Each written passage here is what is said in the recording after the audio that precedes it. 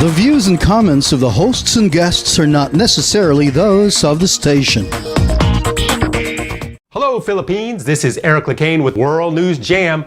We bring you the most interesting stories from around the world each week. We just don't give you the news, but we tell you the story behind the news, as well as read and answer your questions in an entertaining and easy to understand way. So please join us on DZRJ 810 AM Radio Bandito TV and get yourself updated with all the interesting news of the week from around the world right here on DZRJ's World News Jam. Watch and listen to World News Jam, Saturdays, 7 a.m. to 8 a.m. Airing on Sky Cable Channel 224 and on all DTT boxes. Simulcasting online on Facebook and YouTube. Listen and watch on your mobile devices. Just search DZRJ Radio Bandido.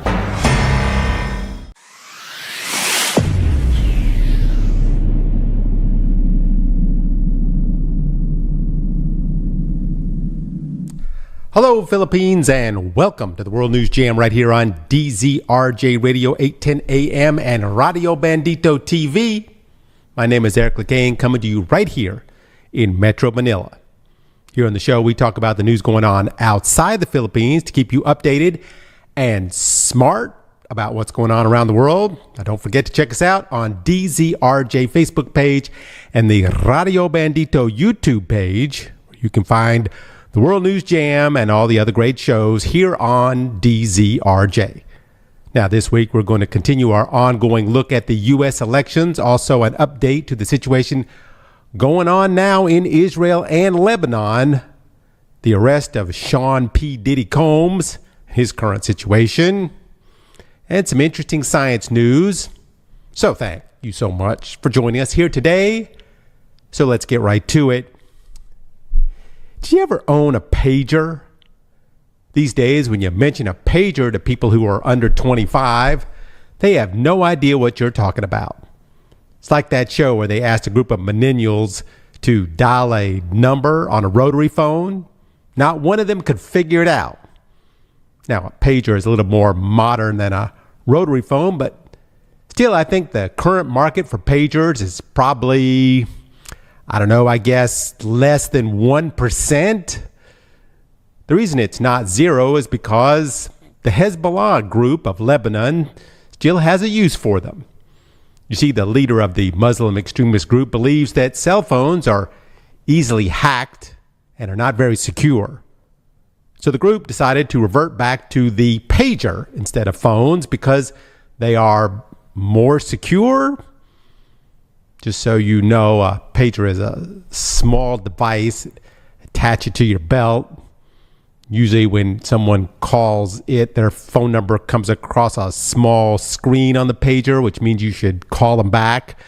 There's also pagers you can send small messages on, like a text.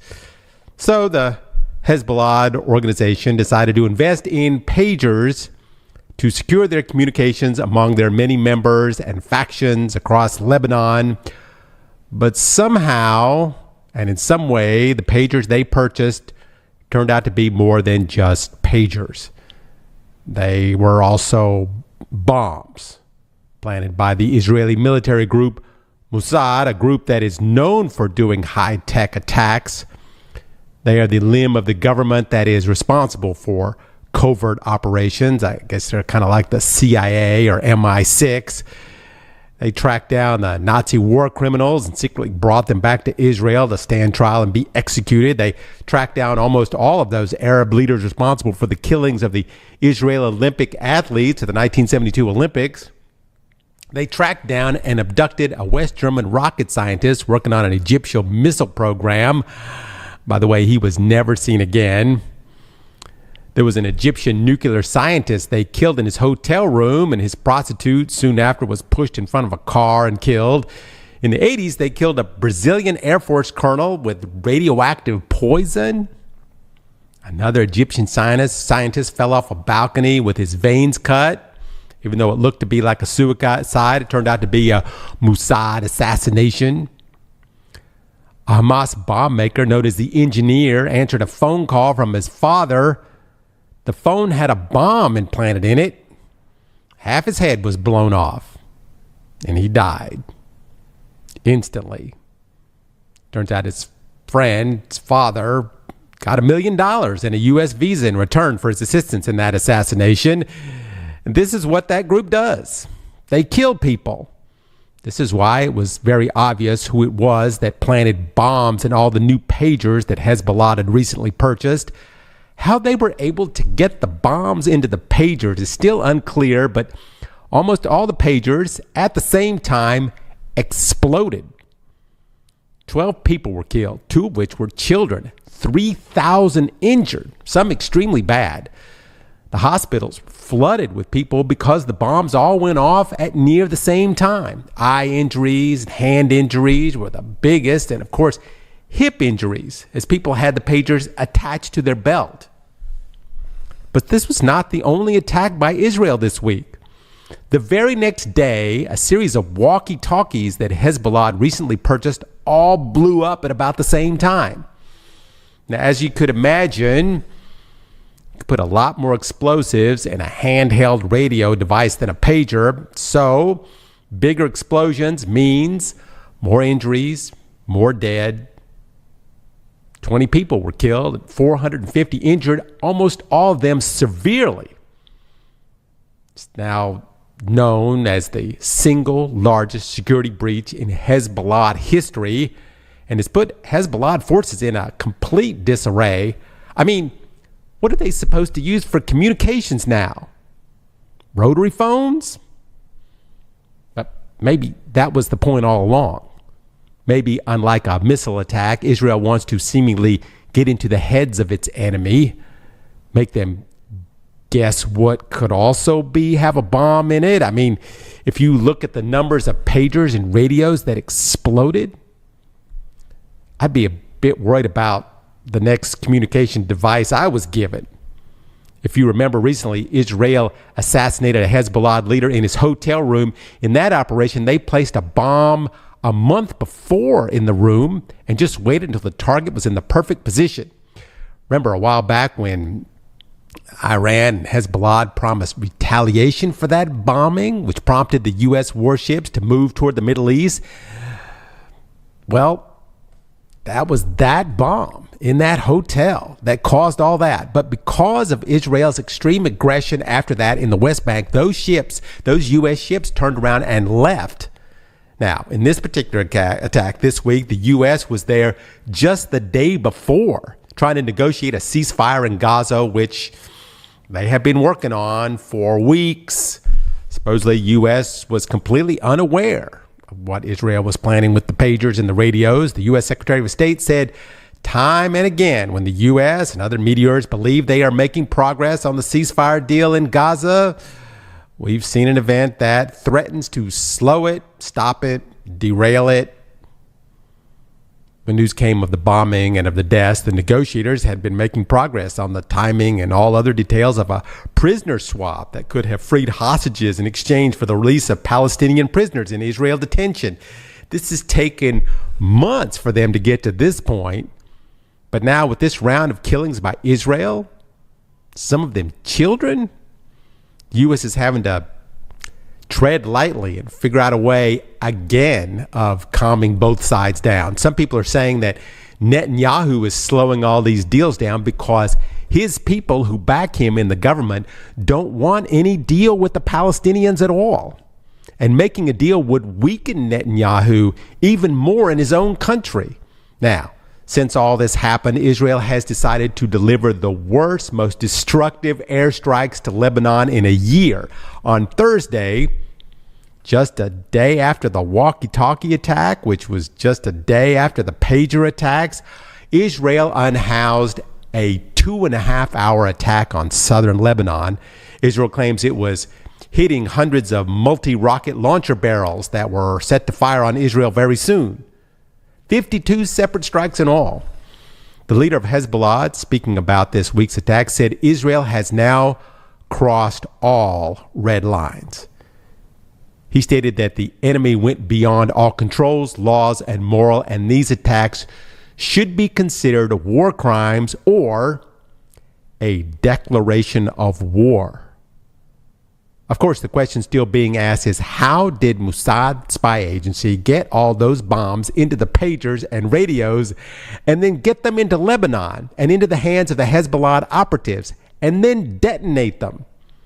And even worse was some of those handheld radios that exploded. They exploded at a funeral procession for 4 people that were killed from the pager explosions just the day before.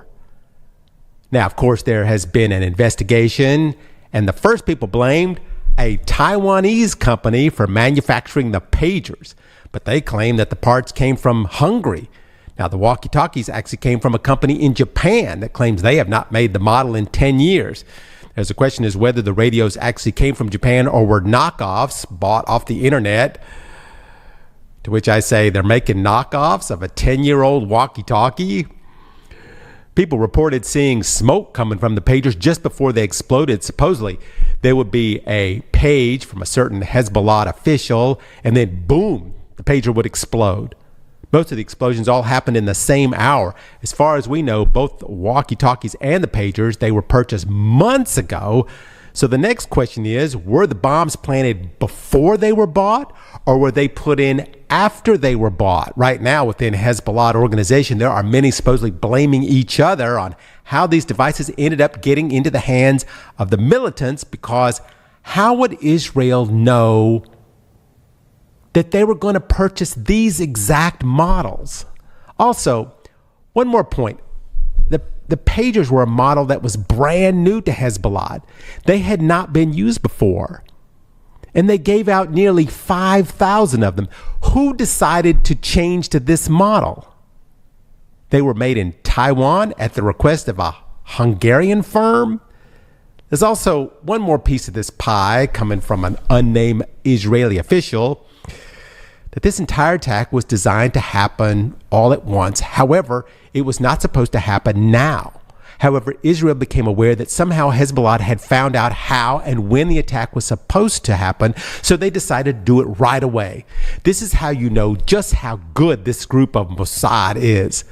First, that they could even do this at all, and that they could change plans in the middle and still get that many deaths and injuries. The defense minister of Israel said that this opens a new phase of war, which is true. It's one thing to get bombed from the sky, but it's another to know that there might be a bomb attached to your belt and that getting a page may set off an explosion. I mean, imagine being handed a communications device now from a Hezbollah commander and being told, keep it close, we're going to call you soon. Here again, the fact that this can even be done, that 5,000 pagers could be assembled and sold to you months ago, just waiting for the right moment to be detonated, that's pretty scary. And it's not going to help the situation in the Middle East very much at all. I mean, if they didn't believe Iran would really attack before, I might be thinking twice about that now. And what if Iran does attack? Would the U.S. intervene? Right now, the U.S. is not at all happy with Israel. All I can say about this is that things seem to be getting much worse than better. Literally just a few hours ago, 10 Hezbollah commanders were killed by Israeli airstrikes, including an official involved in the 1983 U.S. embassy bombing in Beirut, which killed 63 people, as well as the U.S. Marine barracks attacked that same year that killed 241 U.S. personnel. How does the U.S. handle something like this? A White House spokesman said he can't comment on this except to say that the Biden administration is seeking to avoid escalation in the region. I mean, the U.S. was trying to figure out a way to control Israel and stop them from killing innocent civilians. However, Israel is also killing enemies of the U.S. Right now, they're supposed to be getting closer to a peace deal in Gaza, a ceasefire so that the innocent people will stop getting killed. And just when they're about to reach an agreement, thousands of pagers and radios blow up in people's pockets. And now the Israeli Defense Forces is saying, and this just came out really just a few hours ago, that Hezbollah was planning an attack in the northern community of Galilee that would have been similar to the one that Hamas did October 7th of last year. This is the reason they decided to bomb that region, in the idea of killing those specific commanders, and that they will continue this new phase of war until its goals are achieved.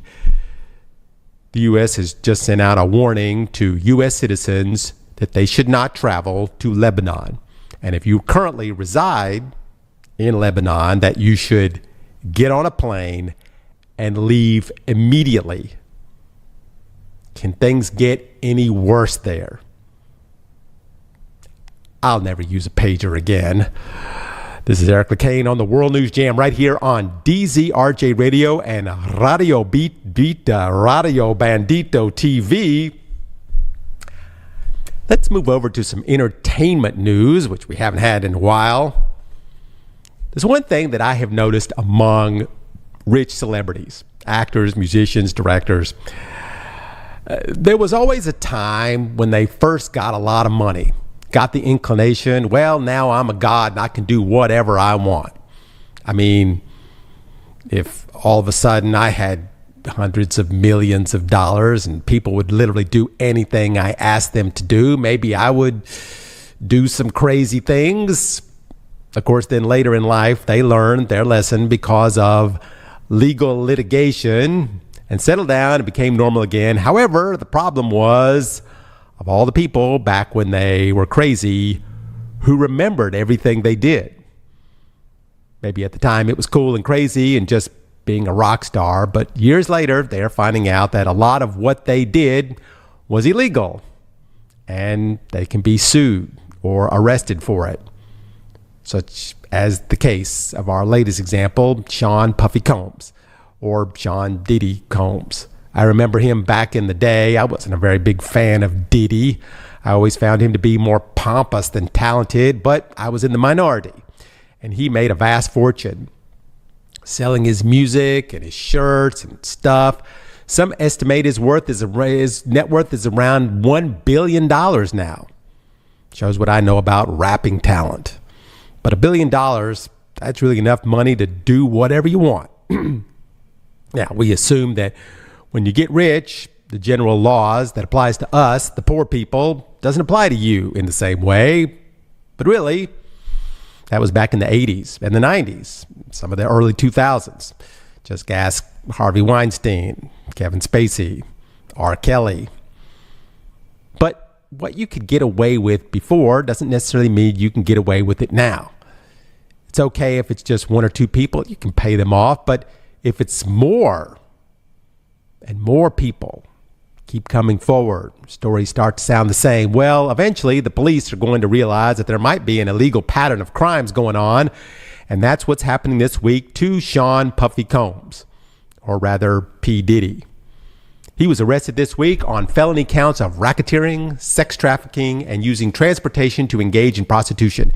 He was arrested and taken to the Brooklyn Detention Center, where he was denied bail. The judge said there's no condition that would assure Combs would not obstruct justice if he were released. In other words, he'd either pay off witnesses, flee the country, or threaten or commit a violent act against those witnesses. Now, I got to say, for the judge to deny bail on charges such as this, the prosecution must have some really hardcore evidence. Now, looking back, all this started up when Combs' girlfriend, Cassie Ventura, brought a civil suit against Combs for all the times he beat her up and raped her and forced her to do some really bad stuff, which I'm not going to read here on the show. But in the suit, she described all kinds of crazy stuff that he would do. Now, eventually, that case was settled out of court. In fact, the day it was filed was the day that P. Diddy settled it. She must have had some really major damage on him that he didn't want to come out. So he settled it really quickly. But by that time, the floodgates had already started to open. Multiple women started to come forward, some as far back as 1991. They all claim pretty much the same thing. Diddy would drug women and then rape them. He would film the whole thing and show it to his friends. One woman accused Diddy and his friend of raping her at a party when she was just 16. He later threatened her that if she told anyone, then he choked her to the point where she passed out. Then another said that Combs and his friend also raped her when she was just 17. Then it switched over to a man who worked with Combs who claimed he forced him to hire prostitutes and participate in sex acts with them. Then a model actress came forward saying he drugged her and forced her to do sexual acts. And another who said he drugged her and forced her to have sex with his girlfriend. Then another who said basically the same thing. And then another. Like I said, if it was just one or two, but once there starts to be so many, then the Justice Department gets involved. The problem Diddy has is not only the growing number of witnesses, but also the evidence. And well, there seems to be mountains of it, lots of group stuff and young girls from other states. But the lawyer for Combs said in the court, it's not sex trafficking if everyone wants to be there. But when the police raided Combs' house, they found weapons, lots of weapons, drugs, thousands of bottles of lubricants, and videos. This starts to coincide with all the eyewitness accounts, including the people that worked for Combs who would go across state lines and pick up prostitutes and new young girls to bring to the parties and would give them drugs to keep them obedient and compliant. Supposedly, Diddy used the videos of the parties to keep some of the up-and-coming singers that he would bring and the musicians coming forward, keep them from coming forward as to what happened to them in his house, mostly to stop them from talking about the freak-offs.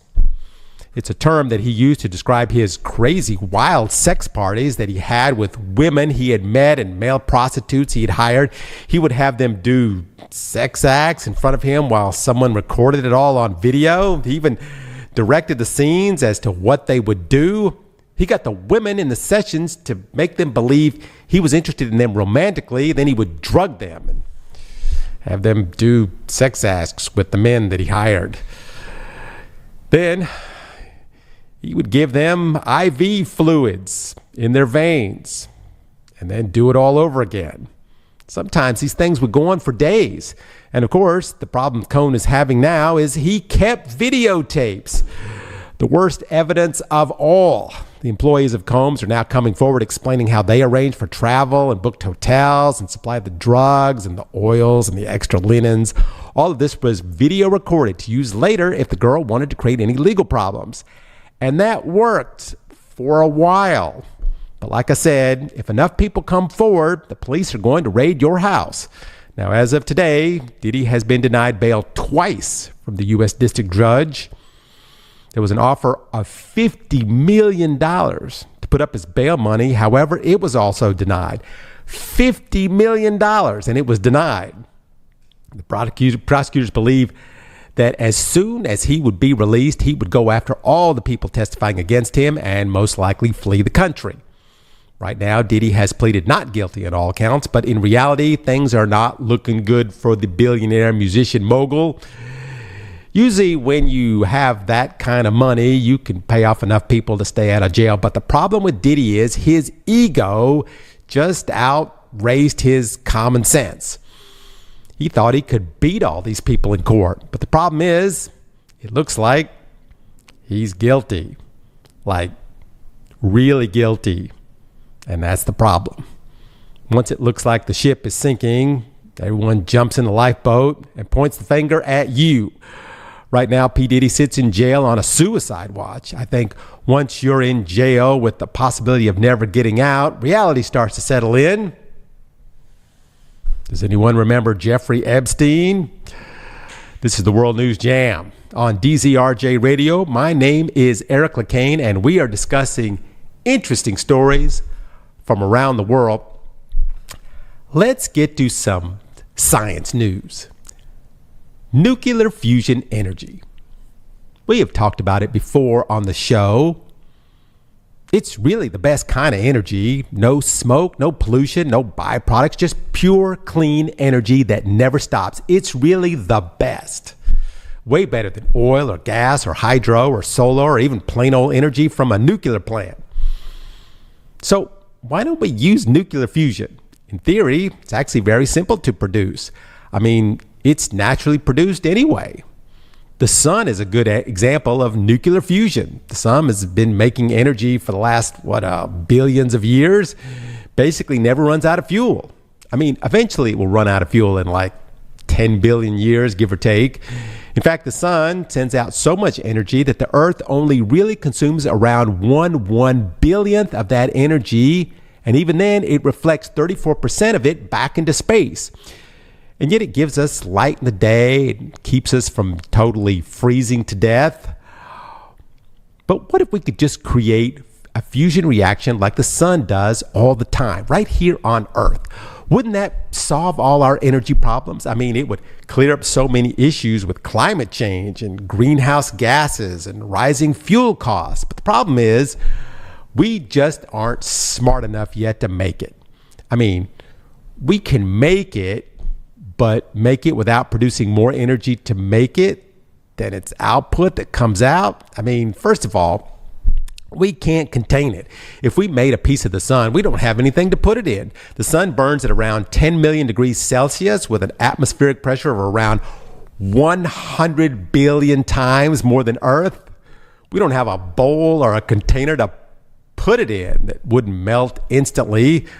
So the only way to get it to work is to create energy to repel the super hot atoms, which would then create the heat we need. But you would need more energy than the energy you are producing to make this happen. That's the problem. It's like if you ran a marathon and at the end you get a sip of water, but it's not worth expelling all that energy just for one sip. But it's not like we haven't tried. The U.S. has been working on this since the 1930s. And in the 1950s, the U.S. was in a race with the Soviet Union to see who could make it or create the power of the sun first. Now, just to be clear, like I said, this has been done before, kinda. Scientists have been trying to pull this trick off, but it's always been like 1 second or 2.5 seconds or one time even 5 seconds. The trick I'm talking about is making more power than we are putting into it. Now, recently, the Americans were able to balance the energy output with the energy input, which was great. I did a big story on it here on the Jam. It was heralded as one of the greatest breakthroughs in modern science, but it only lasted a split second. And even though it was one of the greatest experiments in modern science, it cost billions of dollars to do it. So to get a working model with continuous energy that outputs more than we input and can last more than a fraction of a second, it's going to take a bigger budget and a government that wants to always be first. Can you guess who that might be? Well, it's China, of course. China has put it to their scientists to figure out the solution to nuclear fusion before anyone else does. And why? They say whoever figures this out first will rule the world. Right now, China's working on 6G technology, advanced AI, robotics. They want to win the tech wars. I mean, as of now, they are slightly behind because of the tech trade deals between Taiwan and the West. But who knows what will happen in the future between China and Taiwan and whether a war will ensue and will the U.S. be part of that war? Ugh, who knows? But right now, what worries the U.S. is that China may be making breakthroughs in fusion before they do. And that could have some real world repercussions. Right now, the world still uses oil and gas as its main sources of fuel. Just to give you an idea, nuclear fusion can release about 4 million times that of coal and oil and gas, which is pretty amazing. China is currently spending around 1.5 billion US dollars a year on developing this technology. Compare that to the US that is spending 8 million. The Biden administration is now putting into it in the US. Both countries believe they can have this up and running in about 10 years, but who can really get there first? Even though the US has been working on this since the 1950s and has numerous breakthroughs, China is surpassing them in both money and patents. Remember when we talked about this technology a few years ago here on the show? We discussed the tokamak reactor and what it took to make it. In general, it takes around 8 years to make one of those things. Well, China made one in 3 years, which is just amazing if you've ever seen one of those things. And just to review, if it fuses atoms together, you just push the two atoms together, which they don't want to go together because they are basically an electromagnet, so they have to be forced together. This takes a huge amount of energy to do this. So in order to do this, you need to create a plasma field, a cloud of charged ions, and then you can manipulate the elements. But of course, they are hot, like super hot. So we need a lot of energy to overcome the repelling of the atoms, which creates the heat. So how do you get the amount of energy coming from the atoms to be more than the energy you would use to do in the process? Well, you build one of these tokamak fusion reactors. Now, as I said before, in the U.S. at the Lawrence Livermore National Laboratory Ignition Facility in California, they just recently kind of did this. They created a fusion reaction using deuterium and tritium. That's the two components that power our sun. Now, when they did this, it only lasted like a second, but it showed that it can be done. The output of energy was more than the energy from the lasers they took to create the reaction. They had done it before, but the fusion produced 1/1000th of the energy it took to produce it. Right now, China is on the way to produce a sustainable fusion reaction which puts out more energy than it takes to power it.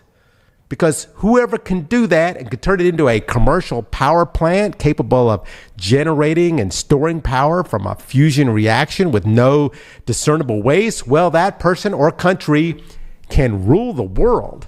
Really? Unlimited power with no hazardous waste? Is it going to be the US or is it going to be China? Or some Martians that come down from outer space to share their technology? Let's see. But for now, this is the World News Jam on Radio Bandito TV, and I'm LeCain. Well, back to the World News Jam's ongoing coverage of the U.S. elections. Now, there are a couple of things to get to today, but first I want to look at something that really could be the deciding factor in this upcoming election. It's interesting this week where the candidates are campaigning. The Harris people are in the swing states giving speeches and doing events, which is exactly what I would expect them to do. I mean, at this point, it's pointless for Harris to go to campaign in Alabama or Oklahoma. She's never going to win in those states. She's in places like Pennsylvania, Georgia, North Carolina. Like I said last week, it may really come down to one state that decides the election. Or it could come down to something else. Something many people have not thought about much yet. It could really come down to the election rules and how a court interprets them. For instance, in Georgia, the state election board now has a majority of Republicans on it, but not just any Republicans. It's MAGA Republicans or election denier Republicans, people that have said publicly that Trump was cheated in the last election, which according to 60 court cases, he was not cheated. He just didn't get as many votes as Biden did. So in the past few weeks, this board has been changing and adding rules to the state's election procedures. Why would they do this so close to the election? I mean, shouldn't this have been done way before the election? The answer is yes, they should have done this a long time ago if they were going to do it. Even the Republican governor is calling the changes in the rules absurd. One of the reasons, which is looking clearer and clearer, is that they plan to come up with a rationality based on their new rules to not certify the vote in case Donald Trump were to lose in Georgia. Right now, Trump and some of his buddies are under indictment and awaiting trial in Georgia for trying to cheat in the last election. Because in Georgia, when they tried to overturn the vote in 2020, they got caught. But this time, it's different. This time, they're able to change the rules for the purpose of maybe not changing 11,000 votes like the last time, but rather not certifying the vote at all. Maybe some counties in Georgia just won't certify the results. According to the rules set forth by the Constitution, each state should have, their votes and their tallies must be turned in by December 11th. But what if they are not turned in? Even if it's just one single county won't certify their votes because Trump got lesser votes there, well, the Georgia Election Board could say one of the counties can't certify the vote. So we can't certify the whole state.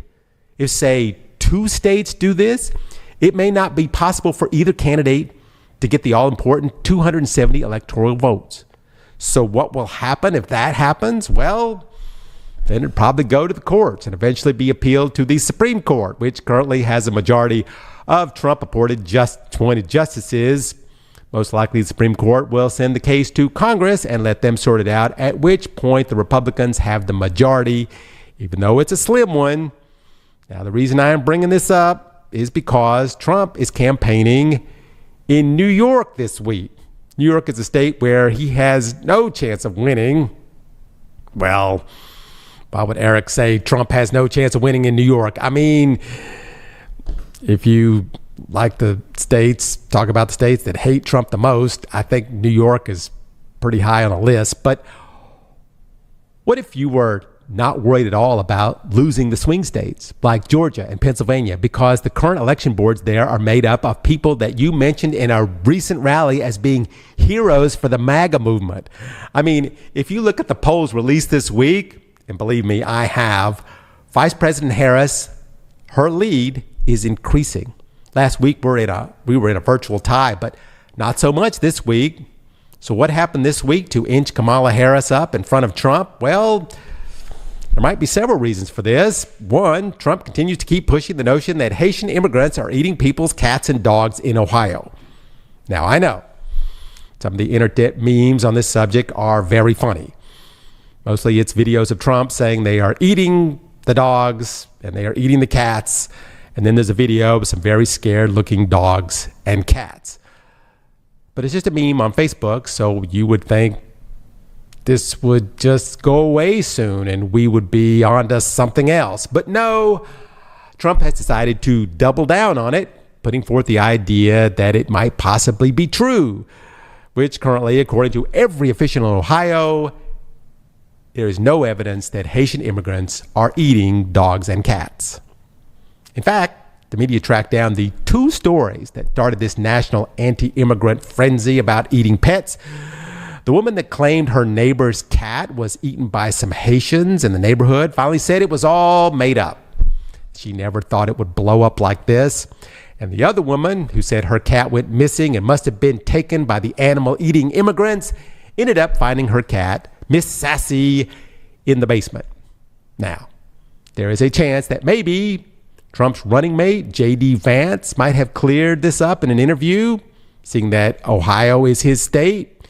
He said, sometimes they need to put out stories just to get the media to notice the issues going on in Ohio with the immigrants there. Which seems to insinuate that maybe they made up the stories to get the media to pay attention to them. In any case, the mayor went on TV to tell everyone that this story is not true, because people have called dozens of bomb threats in that town. So far, schools, hospitals, libraries have had to be evacuated or even shut down because of the many bomb threats. Before the debate, no one had ever even heard of Springfield, Ohio, but this week they are the most talked about city in the entire U.S. Another talked about city this week is West Palm Beach, Florida. That happens to be where Trump was playing golf this week, and also where a would-be assassin was hidden in a tree, waiting possibly to get a shot at the former president. But before this guy could even see Trump, the Secret Service took a shot at the man, and he hightailed it out of there. When they got to where he was hiding, it turns out he was there for 12 hours in the trees. They found an AK-47 style rifle with a scope similar to the kind that Viet Cong used in the Vietnam War. Also, ceramic tiles, maybe being used as a shield, and a GoPro camera to possibly film himself shooting the ex-president. Now, as he sped away, someone took a picture of his license plate. He was caught later that day and was found to be from North Carolina, my home state. Now, you might know from watching our show that North Carolina is very pro-Trump country. And it turns out that this would-be assassin, much like the other guy that shot Trump in the ear, they were both Republicans. But let me point out, they were both crazy Republicans. The latest guy from this week, had written to Kim Jong-un, the leader of North Korea, asking for a meeting to help out North Korea. He backed the Ukraine in its war against Russia. He even said in a post that he flew to help out in the war effort. He was supposedly a backer of Trump and then said he even voted for him, but had recently become disillusioned with him. He self-published a book in 2023 about voting for Trump in the past and then later regretting it. Kamala Harris called Trump to tell him that she was glad he was okay and safe, which Trump even said was nice of her.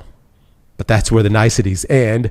After that, J.D. Vance came out to say that Kamala herself is causing these assassination attempts and asked the question, why are Kamala Harris and Joe Biden not having shots fired at them? In reality, Kamala Harris has had multiple threats of violence against her, ending in several arrests of people. I have to point out that Harris doesn't play golf, as far as I know, so she has not had any issues on the golf course. But the biggest story of the week, that is, if it gets bigger than a plot to steal the election, eating dogs and cats, and who has the most death threats, has got to be the Federal Reserve cutting 0.5 percentage point off interest rates. I mean, isn't that very exciting? Well, it's supposed to be very exciting. I mean, being in the Philippines, most people have noticed the increase in the bank's interest rates. The U.S. Feds have been jacking up the interest rates over the past few years. Since COVID, the Philippines has followed suit. But there's only so long you can keep that up, because what goes up must eventually come down. So, for the first time in 4 years, interest rates have been cut. So, if you need to borrow money, you will jump for joy. But if you like to put your money into a savings account where you might want to cry now, but the mortgage rates are going to be the big one. This means that housing markets may start to really pop back. And in some ways, this is good for the U.S. and, well, really good for the Philippines. I think, theoretically, this will entice companies to hire more people. But if you want to take advantage of the high-yielding time deposits, well, you may want to jump on that right now before it's gone. But there's one other possible investment out there that you might want to try. Segueing back to the candidates for president, there's a new investment company out there called World Liberty Financial. It's the new Trump crypto coin that just went on the market this week. Now, I know what you're saying. Didn't Trump say before that crypto was a total scam and that crypto is basically based on just air? Yes, he did say that. But this crypto coin is different. First of all, the people involved in the company are all of his sons, including his youngest son, 18-year-old Barron, who has a position in the company. But what's interesting are the people that are running the company. Chase Hero will be helping in running this project. He previously sold colon cleansers online after spending some time in prison for dealing marijuana. Now, another person running the company will be Chase's longtime partner, Zachary Folkman. Now, he founded a company called Date Hotter Girls, a company which offered seminars on attracting, dating, and keeping women of beauty and quality. But will Trump's new cryptocurrency be a good investment, such as the gold Trump sneakers or the Trump endorsed Bible or the Trump NFT trading cards? That I can't say. But if you look at what's coming up this week in news that regards the stock of Trump Media, the parent company of Truth Social, that's Trump's version of Twitter.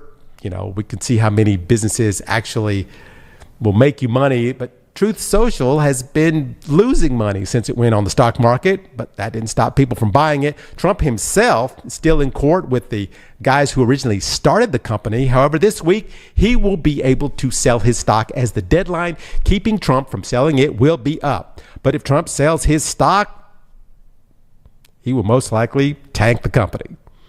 Right now, the stock is around $13. That's a loss of around 75% from the initial value.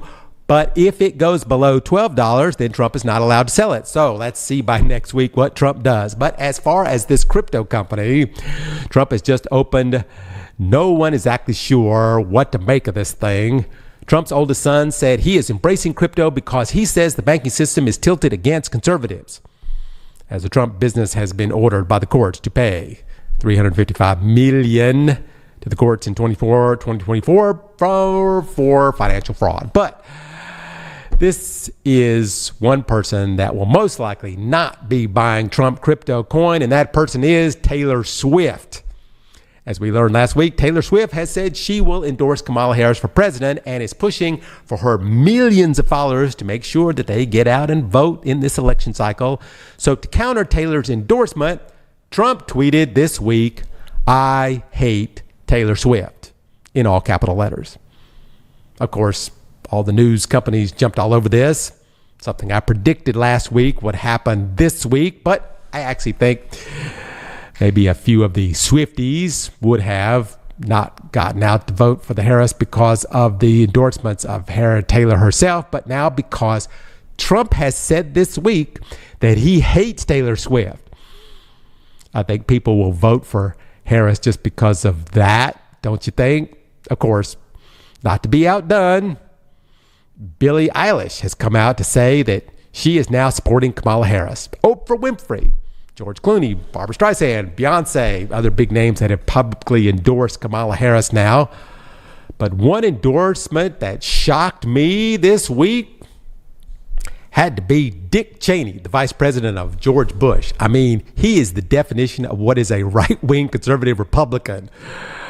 That's something I didn't see coming from 100 miles away. Now, to be fair, Trump also has some stars backing him, such as Elon Musk and Kid Rock and Hulk Hogan. As you remember, Hulk Hogan ripped off his T-shirt at the Republican convention. Very exciting stuff. But getting back to some more important election news this week, who is winning? This week, the polls for the state of Ohio came out that it's Trump 47% and Harris 43%. So it seems like Trump is winning in that state. But like Florida, this state should not have a 5-point margin of error, but it is. I slightly highly doubt that Harrison would win Iowa, but the number should not be 43% in such a deep Republican territory. The experts said that Kamala must win the popular vote by a minimum of 4% if she is to take enough states to win the Electoral College, which, by the way, is insane. I mean, she not only has to win, but must win big in order to overcome the crazy, outdated Electoral College voting system, which no one else in the world uses. Right now, Harris leads the popular vote 49 to 46%, but according to the election experts, she needs to have at least 50%. Now, if you look at the current Electoral College polls and how analysts look at it, well, it's all over the freaking place. Some have Trump winning, some have Harris winning, some have the numbers is way far apart, and some say the election is going to go down to the absolute wire. Like very few votes are likely to divide the two candidates in those states that will be deciding the election. Those we have been talking about over and over these past few weeks. So get ready to be on the edge of your seat and biting every nail you have. One thing I find very interesting about the polls is when they look at the demographics. For instance, Harris leads among women 54 to 42%, and Trump leads among men 54 to 40%, almost exactly the same lead. Harris currently leads Trump with blacks and Latinos and people under 30 by huge margins, while Trump leads with seniors and evangelical Christians by a large margin. Now, there's also what people call the dumb to smart vote. Trump leads among the non-college educated white voters 66 to 30, while Harris leads among the white college educated people 61 to 36%. Things that make you go, In any case, it's going to come down to turnout. Most people already know who they're voting for, but how many Swiftie fans are really going to come out to actually vote versus the pro wrestling fans? We can show that Harris leads among black voters in the polls 77% to 15%, but how many of those people will actually vote? Also, the group most likely to vote, old white people who mostly like Trump. And of course, the question the Republicans like to ask, how many illegal immigrants will vote who are voting 100% for Kamala Harris? The answer of how many of those will vote is 0. That's according to the records from the last election, and also by the fact that it's really not that easy to vote in the U.S. anymore.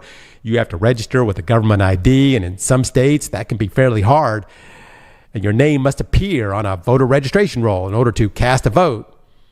And one of the more important reasons illegal immigrants don't vote, if they went to all the trouble to sneak into the country illegally, would they risk getting caught just because they want to vote for president?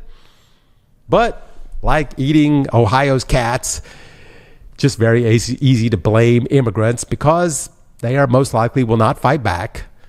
You won't see a lot of illegal immigrants coming to support the rights of illegal immigrants. But if you were to say lose the election, it's a great group to blame for it. I'm just saying. We will continue looking at our coverage of the U.S. election through and now until November 6th, and most likely well after November 6th, depending on whether the U.S. will have a winner or a war. This is Eric LeCain on the World News Jam on DZRJ and Radio Bandito TV. Thank you so much for joining us this week in our discussion of this week's world news. Hope to see you here next week. So for all of us here at the Jam, be safe out there, and we'll see you next time. The views and comments of the hosts and guests are not necessarily those of the station.